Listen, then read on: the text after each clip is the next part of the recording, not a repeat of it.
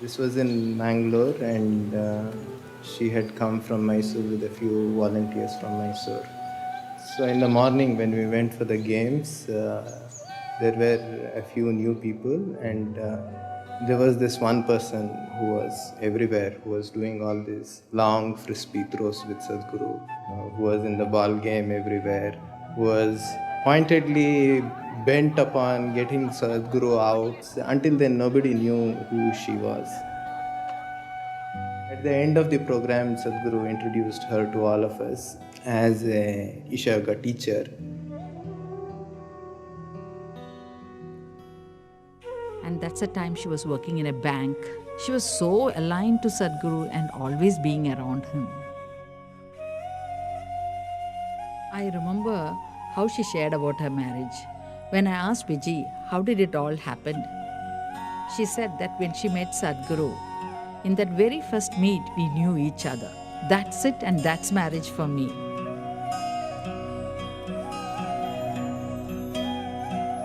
It was a very simple wedding in a small Shiva temple in Irpur Falls.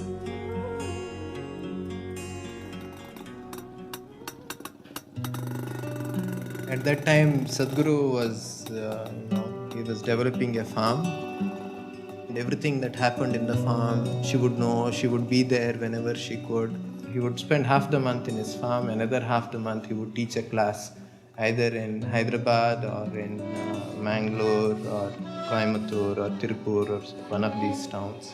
Every weekend, Vijay would travel to the initiation from Mysore. When whoever knew Sadhguru or Vijay, they always knew them as Jaggi and Vijay. They were always together everywhere in everything that they did. They nurtured each other, played together, traveled extensively like gypsies. And such was their companionship.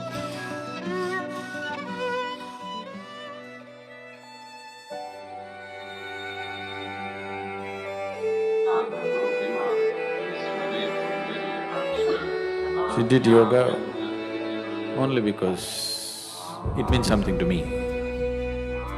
She didn't do yoga for her health, she didn't do yoga for her well-being, she didn't care about her well-being. She did yoga only because it means something to me. I'm talking about it, so she was doing it. Any number of times she openly spoke about it to people. She wanted to do something that means something to me. For Vijay, who is my wife, but most of the time she more existed as my child than my wife because she was like that.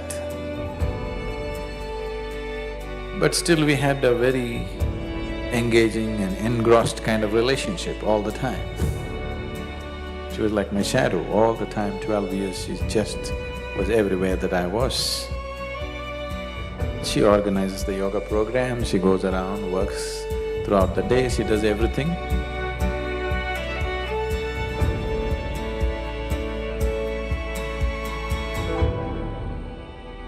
Every time that she saw Sadhguru off, it's not that she will say bye and she'll go back to whatever she was doing. She has to see him get onto the vehicle, she has to see him start, she has to wave, and she has to keep waving until he's out of sight. Even after 10-12 years after marriage, every day, almost every day this situation is happening. She was very deeply devoted to Sadhguru as a person. She also constantly maintained an overt posture that she had nothing to do with spirituality. She was only interested in Sadhguru the person, who happened to be her husband, and that was her only interest.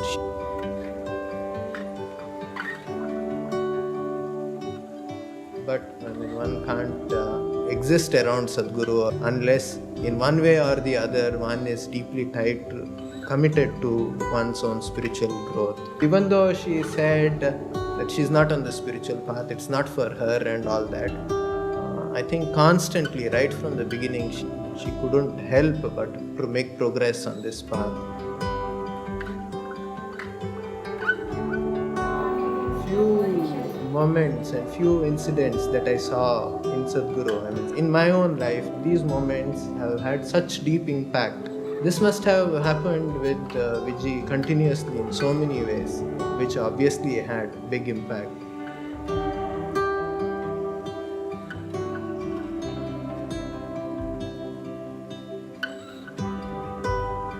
She would go to any extent to kind of stand up for something. Anything that was happening, she was there.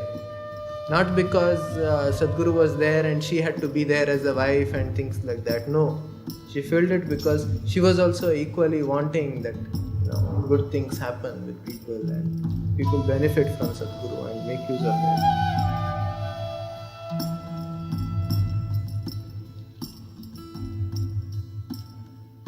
அது எவ்வளோ நாள் கழிச்சு வந்தாலும் அவ்வளோ ஞாபகம் வச்சு கேட்பாங்க.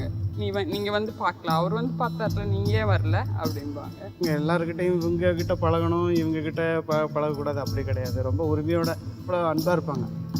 Like she is very soft in her heart. Like if somebody has to say something, she has no hesitation even to take a bangle and give it to them and to solve the problem. Very, very relatable and affectionate woman I have ever come across.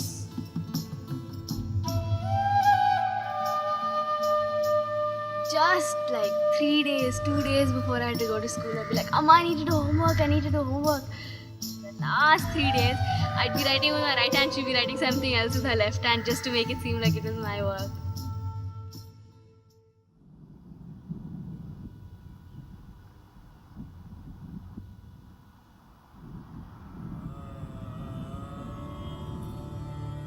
At times, Sadhguru has made this clear to Vijay in many ways that he never really, kind of uses this word or talks about it openly, but to her, he had communicated to her that his disciples, their well-being and what needs to happen to them, it was far more important than what his commitments were to her.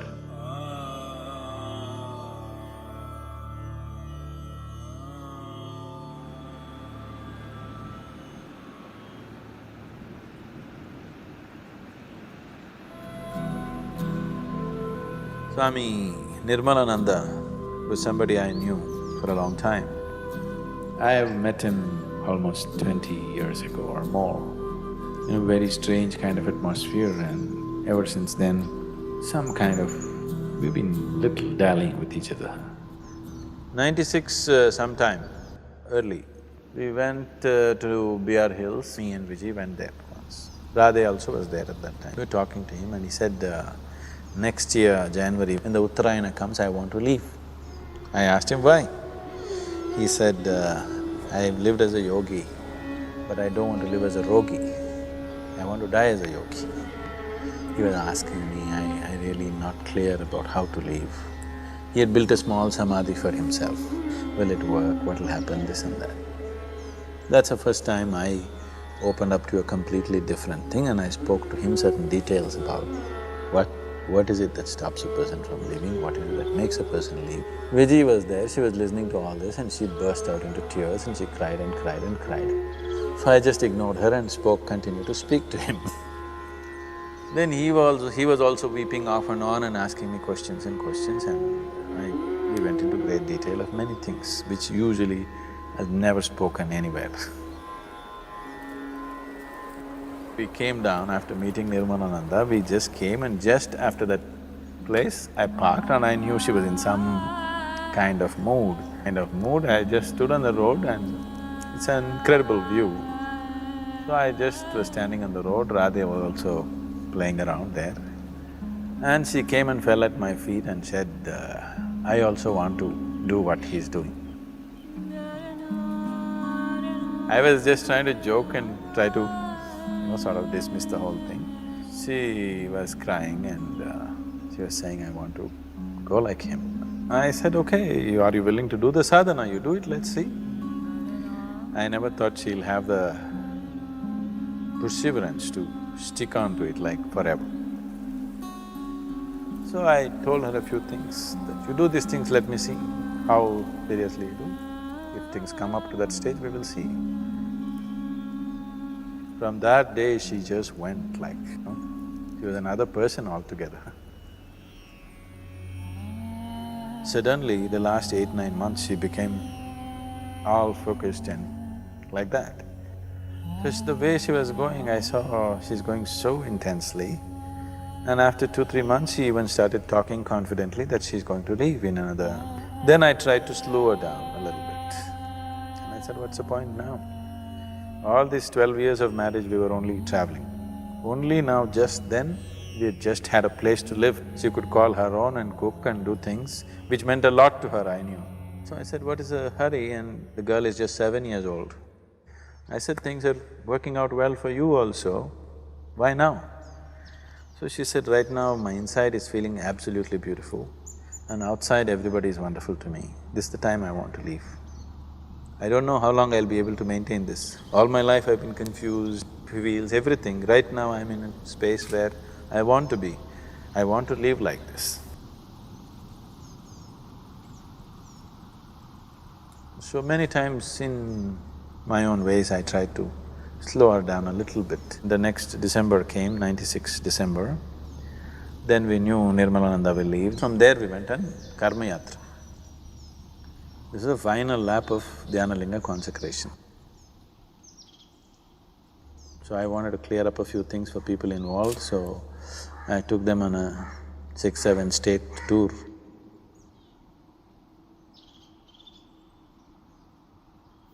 I have nothing much to say. This 12 days trip is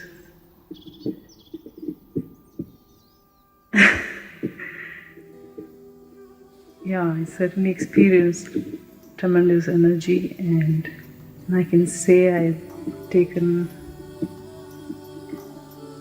1 or 2 steps towards my growth. And certainly does help me to be a little more mature person, and I consider myself very lucky to… I only hope that I carry and be of some useful to everyone.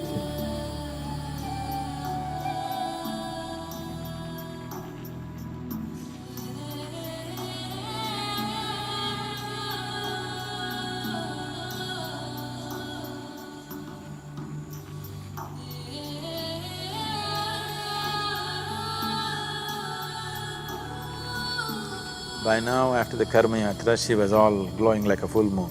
People who saw those last few weeks, they could clearly notice she was like blown like a full moon. Then I had to tell them, she says she's going to go shortly. They wouldn't believe it. I said, that's how it is. December Paurnami onwards, she started serving the people. 3 Paurnami, she wanted to cook and serve and she wants to leave.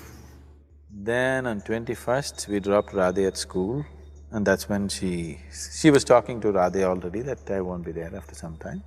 The girl was just about fine, she didn't take that, and we came back 21st evening from Ooty. 23rd evening is when she left.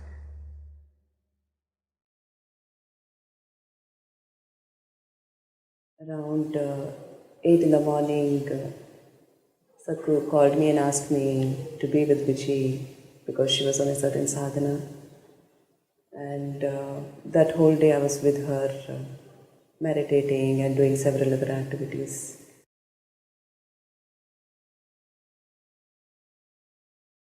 Shambho, Shambho, Shambho, finished. It was… Just before that she went out, about 6:11, 6:12, that's the time. About 6 o'clock, she went out, she wanted a rose flower. So she asked one of the brahmacharis to get a rose flower. They ran to the Vanaprastha ashram, got the rose flower and came. She held the rose flower in her hand, Shambho, Shambho, Shambho. Just 7-8 minutes, it was over.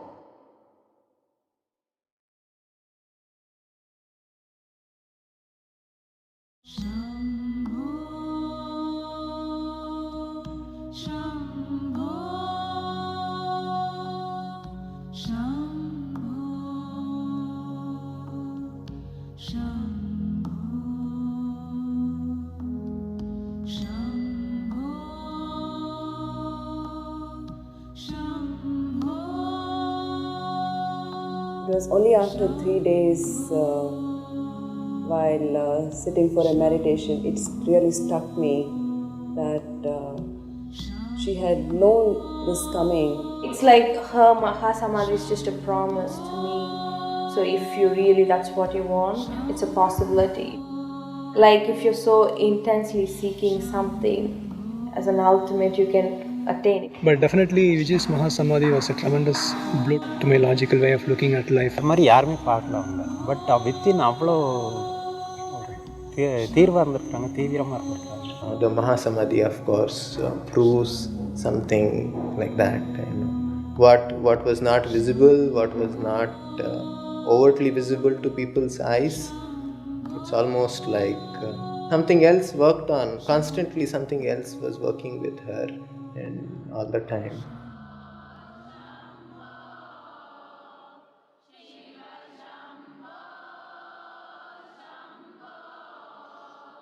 In the yogic traditions, held as a very sacred day, because many beings, either out of intent or just sucked into it, either chose or got induced into shedding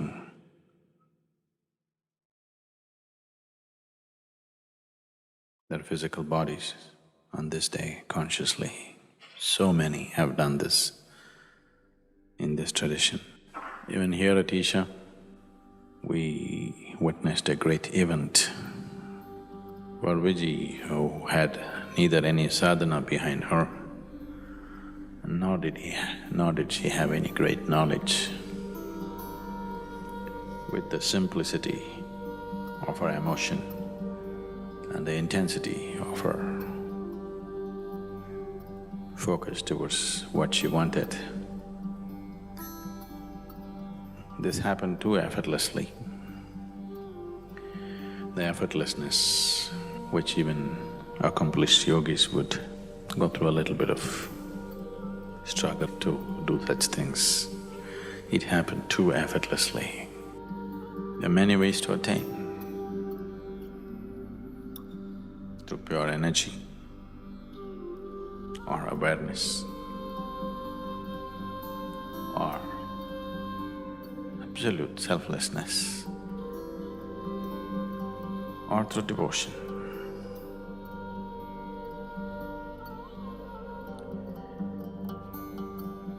Devotion I put last, but it's the quickest way.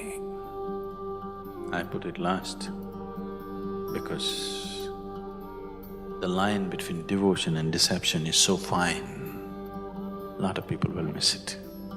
As they get more and more overwhelmed with deeper and deeper bursts of energy within them, slowly they become devout. That's good. The wisest ones are always devotees. It's a different kind of wisdom which logical minds can never understand. They grasp life in a different way. Vijay was bursts of devotion and confusion, devotion and confusion.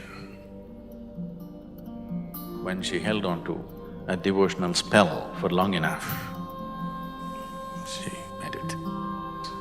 That's been the way, that was her way too.